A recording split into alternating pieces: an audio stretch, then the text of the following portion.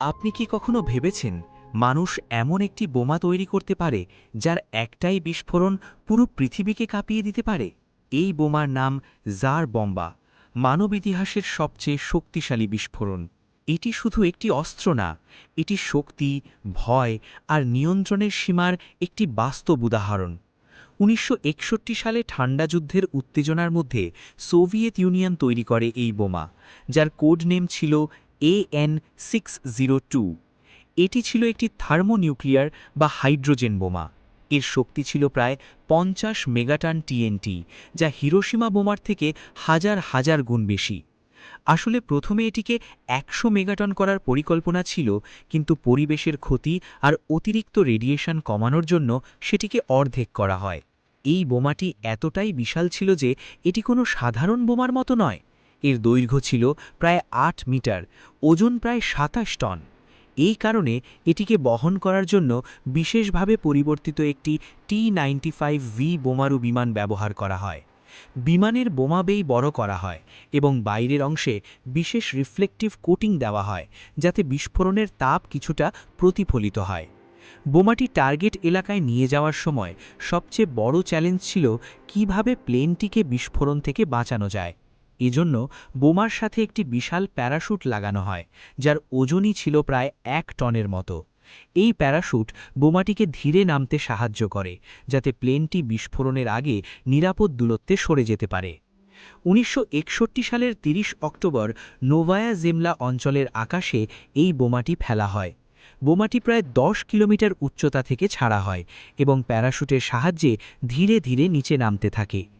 এরপর এটি প্রায় ৪ কিলোমিটার উচ্চতায় পৌঁছলে বিস্ফোরিত হয়। বিস্ফোরণের মুহূর্তটি ছিল অবিশ্বাস্য। প্রথমে একটি অন্ধকার সাদা আলো চারদিকে ছড়িয়ে পড়ে, যা কয়েক সেকেন্ডের জন্য সূর্যের থেকে উজ্জ্বল হয়ে ওঠে। এরপর তৈরি হয় একটি বিশাল আগুনের গোলা, যার ব্যাস ছিল প্রায় ৮ কিলোমিটার। এই আগুনের তাপ এত বেশি ছিল যে দূরের এলাকাতেও তাপ অনুভূত হয়। বিস্ফোরণের পরপরই তৈরি হয় একটি বিশাল শকওয়েভ, যা এত শক্তিশালী ছিল যে এটি পুরো পৃথিবীকে ৩ বার প্রদক্ষিণ করে। কয়েকশো কিলোমিটার দূরের বাড়িঘরের জানালার কাঁচ ভেঙে যায় আর মাটিও কেঁপে ওঠে। এরপর আকাশে উঠে যায় বিশাল মাশরুম ক্লাউড, যা প্রায় ৬০ কিলোমিটার উচ্চতায় পৌঁছে যায়। এই ক্লাউড এত বড় ছিল যে এটি স্ট্র্যাটোস্ফিয়ার ভেদ করে ওপরে উঠে যায়, যা সাধারণ কোনো বিস্ফোরণে দেখা যায় না। এই পুরো ঘটনার সময় যে T-95V বিমানটি বোমাটি ফেলেছিল, সেটি বিস্ফোরণের শকওয়েভে প্রচণ্ডভাবে কেঁপে ওঠে। এমনকি কিছু সময়ের জন্য প্লেনটি নিয়ন্ত্রণ হারিয়ে ফেলে এবং দ্রুত নিচের দিকে পড়তে শুরু করে। শেষ মুহূর্তে পাইলটরা নিয়ন্ত্রণ ফিরে পায় এবং কোনোভাবে নিজেদের বাঁচাতে সক্ষম হয়। এই একটিমাত্র পরীক্ষাই পুরো পৃথিবীকে দেখিয়ে দেয় মানুষের হাতে থাকা এই শক্তি কতটা বিপজ্জনক হতে পারে। এর পরপরই আন্তর্জাতিক পর্যায়ে পারমাণবিক অস্ত্র নিয়ন্ত্রণ নিয়ে আলোচনা শুরু হয়।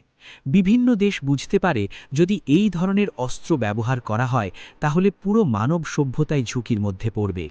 জার বম্বা কখনো যুদ্ধে ব্যবহার করা হয়নি, এটি ছিল শুধুমাত্র শক্তি প্রদর্শনের জন্য।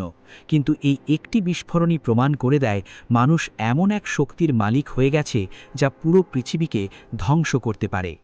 আজও জার বম্বা ইতিহাসের সবচেয়ে শক্তিশালী বিস্ফোরণ হিসেবে পরিচিত। এটি শুধু একটি বোমা নয়, এটি একটি সতর্কবার্তা। মানুষের প্রযুক্তি যতই উন্নত হোক, সেই প্রযুক্তির ব্যবহার যদি নিয়ন্ত্রণের বাইরে চলে যায়, তাহলে এর পরিণতি কতটা ভয়ঙ্কর হতে পারে। এখন প্রশ্নটা আপনার কাছে, মানুষ কি সত্যি এই শক্তিকে নিয়ন্ত্রণ করতে পারবে, নাকি একদিন এই শক্তিই আমাদের শেষ করে দেবে?